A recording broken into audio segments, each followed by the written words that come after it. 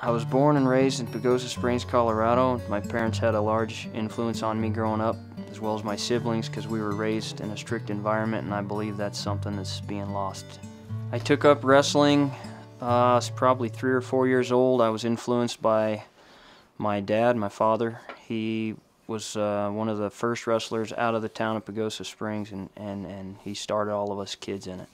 I wrestled for Pagosa Springs High School, where I was a 2-time state placer, and then I won state twice. I met Terry Brands when I was young. When I used to teach a clinic down for his high school wrestling coach, he'd be hanging on my leg as I'd be walking around the mats, and it'd be like, I'd be dragging him with my leg, and he'd be hanging there. He loved wrestling. I wanted to wrestle for him. I moved to Tennessee to wrestle for him. He came back to Colorado Springs, and I beat him back. Michael's commitment to the sport of wrestling is as high as it can be out of anybody I've ever met. Maybe a little short on talent, but extremely committed. Work ethic second to none, and that's where he made it up. Simply put, Michael Martinez is a tough person of character of the highest moral standards, and I love him. I think the training center had a huge effect on me, as far as the people that gave me a chance, the people that coached with Terry there, and Kevin Jackson and Doc Bennett, the guys I trained with, Bill Zadek. Not only were they very, very hard workers and believed in what they were doing, but they were also very, very strong in their faith for the most part, and those are the kind of people that I miss even now. I miss being around them, and I'm most comfortable around people like that. I've always been that way. I went to Wyoming, a large part because of Mrs. Suter's meatballs. She made some really, really good meatballs.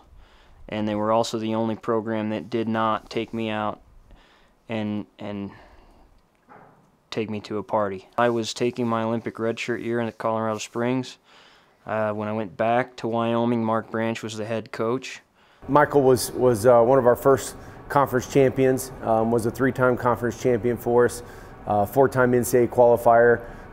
Really was, starting out and being so successful, so young as a freshman was important to the growth of our program, and really building not only a culture but starting a tradition of success there. Definitely one of the strongest minded individuals I've ever coached.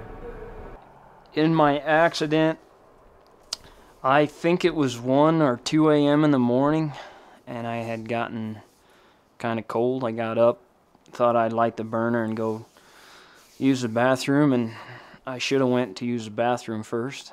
And then I might have smelled the propane, but I'd lit a match, and it. When he lit the stove, it ignited and basically exploded and caught him on fire. He turned and tried to bust out the door, and the door was locked, and he was on fire from head to toe. And he had to back up and take another run at it. And he busted through the door and then rolled in the grass and the snow to put the flame out. He basically crawled across a field to get himself into his truck, and he drove a couple of miles cross country to his uncle's house.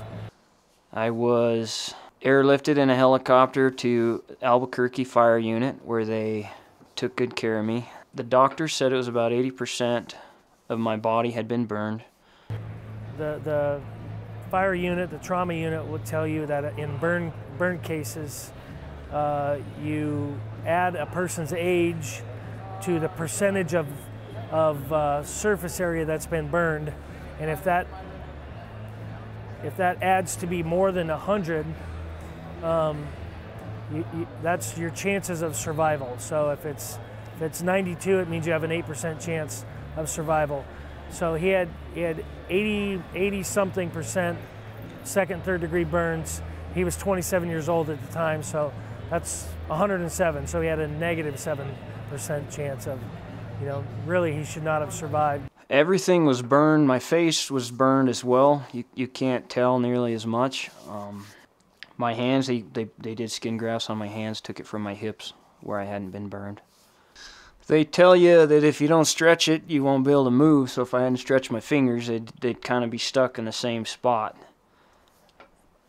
They tell you lots of things. They kind of just preach caution that you're going to have to wear long sleeves for the rest of your life, and that your body's going to react to the heat and to the cold, and it does all that. And I don't wear long sleeves all the time, just most of the time, but I've always done that.